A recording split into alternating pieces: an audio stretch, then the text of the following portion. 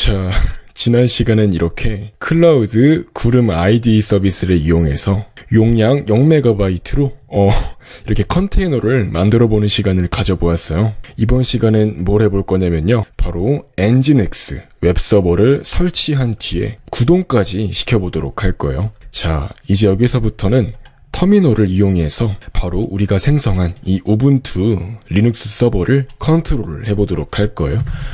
먼저 apt-get 명령어를 이용해서 패키지 파일들을 업데이트할 수 있도록 해요. 즉 우리가 어떻게 이 우분투 리눅스 서버에 설치하고자 하는 다양한 패키지 파일들이 있을 텐데 그것들을 업데이트해서 최신 버전으로 설치할 수 있도록 해주는 거죠. 왜냐면은 이제 우리가 나중에 엔진엑스 같은 그런 웹서버 패키지를 설치를 해야 되는데 이를 위해서는 기본적으로 전체 패키지들을 받을 수 있는 파일들을 업데이트를 해야 되기 때문이에요. 그래서 이제 업데이트가 완료가 됐으니까 인스톨 명령으로 엔진엑스를 설치해 주시면 됩니다. 이 명령어 하나만으로 바로 이 우분투 서버에 설치가 되는 거예요. 이 apt-get 같은 경우는 기본적으로 설치가 되어 있는 상태라서 사용할 수 있는 거고, 엔진엑스 웹서버를 설치하는데 이 정도의 용량이 필요한데 설치를 진행할 건지 물어보는 거고요. 이렇게 Y를 입력해서 설치를 진행하시면 됩니다. 설치까지 걸리는 시간은 오래 걸리지 않을 거예요. 그래서 조금만 기다리시면 설치가 완료될 거고요. 설치가 되는 구성 요소들이 상당히 많은데 이 터미널 창에 다 출력할 수가 없으니까 그냥 이런 식으로 나오는 거고, 지금 다 설치가 진행이 되고 있는 거니까 그냥 가만히 기다리시면 큰 문제 없을 겁니다. 네, 이렇게 설치가 완료되면 nginx-v를 입력하셔가지고 설치된 nginx의 버전을 확인할 수가 있습니다. 제가 이 강의를 찍을 때 이 버전은 nginx 1.4.6이네요. 네, 이렇게 nginx가 설치가 되면 nginx start 명령어를 이용해서 nginx 웹서버를 구동시킬 수가 있습니다. 이제 이러한 웹서버는 기본적으로 80번 포트를 사용하도록 세계적으로 약속이 되어 있어요. 근데 이 구름 IDE와 같이 우리에게 어떤 서버를 제공해주는 클라우드 서비스들은 한정된 숫자의 공인 IP만을 가지고 있어요. 그래서 우리는 우리 전용의 공인 IP로 가질 수는 없는 겁니다.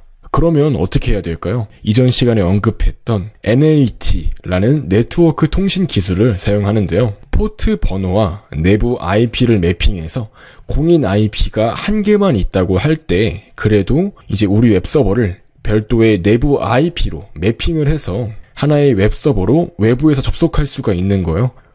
말은 조금 어려운데 실습을 해보면 전혀 어렵지 않습니다. 자, 바로 이렇게 포트 포워딩 버튼을 누르신 다음에 내부 포트 중에서 80번 포트, 즉 아까 말했듯이 웹서버 포트를 이렇게 적어주시게 되면은 외부에서 어떠한 IP로 접속을 할 수 있는지 해당 내부 포트랑 매핑이 이루어지는 걸 알 수 있습니다.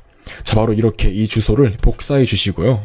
자, 바로 이렇게 우리의 브라우저에다가 입력을 해주시게 되면은 우리가 방금 만든 엔진엑스 웹서버에 접속이 된 것을 알 수 있습니다. 이제 이렇게 자신만의 IP 주소와 포트 번호가 만들어지면 비단 우리뿐만 아니라 다른 사람도 그냥 이 주소를 넣어서 접속을 하게 되면 바로 접속이 돼요. 즉 우리는 아주 빠른 시간, 몇 분 되지도 않는 이 시간 만에 벌써 이렇게 하나의 웹서버를 만들어서 세계 어디에서나 접속할 수 있는 하나의 공인 IP 주소와 그리고 이 포트 번호를 가지게 된 거죠.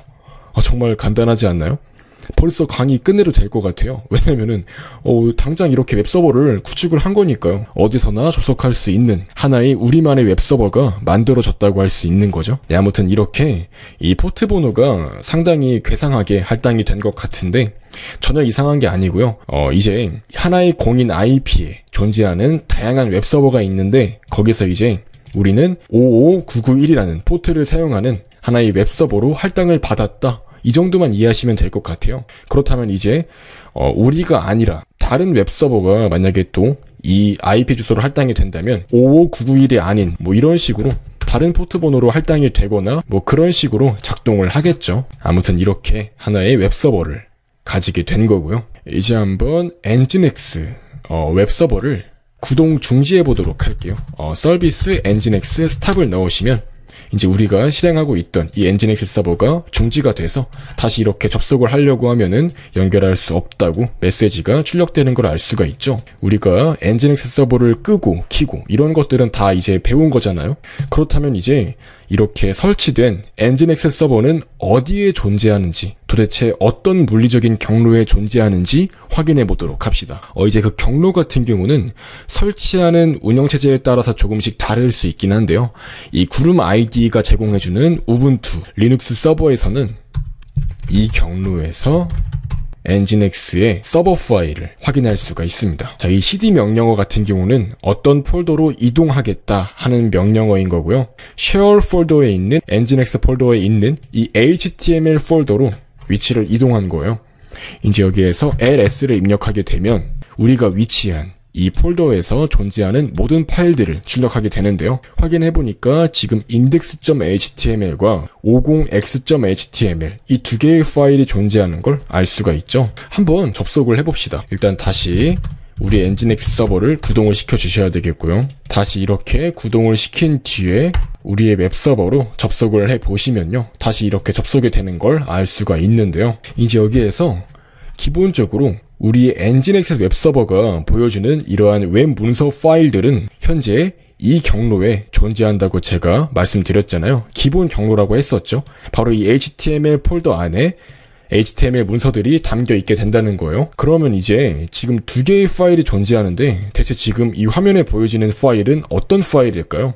한번 확인해 보도록 할게요. index.html 이렇게 넣어보시면 바로 이 화면이 똑같이 보이는 걸 알 수가 있죠. 즉 다시 말해서 우리가 지금 보고 있는 이 페이지는 기본적인 페이지인 index.html 페이지랑 동일하다고 할 수 있는 거예요. 이렇게 굳이 index.html이라고 넣지 않으면은 알아서 자동으로 index.html을 보여준다는 거죠. 그렇다면 다른 하나의 파일인 50x.html은 어떤 파일일까요? 한번 이렇게 들어가 볼게요. 들어갔더니 자, 오류가 발생했다는 것을 알려주는 하나의 HTML 문서라는 것을 알 수가 있죠. 이제 흔히 사용자가 접속을 했을 때 서버에서 어떠한 오류가 발생했을 때는 이렇게 오류 메시지를 보여줄 필요가 있겠죠. 바로 그런 역할을 하는 페이지라고 할 수 있는 거예요. 어떠한 오류 메시지를 보여주는 페이지다. 이 정도만 이해하시면 충분할 것 같고요. 네, 이렇게 이번 시간에는 엔진엑스 웹서버를 설치해서 엔진엑스 웹서버를 구동시켜서 외부에서 접속할 수 있는 방법에 대해서도 알아보았고요. 간단하게 이 포트 포워딩 기법을 이용해서 이 NAT 서버에 대해서도 간략하게 공부해보는 시간을 가져보았습니다. 그리고 이어서 이 엔진엑스 웹서버가 기본적으로 보여주는 이러한 웹 문서가 실제로 어떠한 물리적인 경로를 가지는지 또한 알아보았고 index.html 그리고 50x.html이 하는 역할, 각각의 파일에 대한 역할까지 알아보는 시간을 가져보았습니다.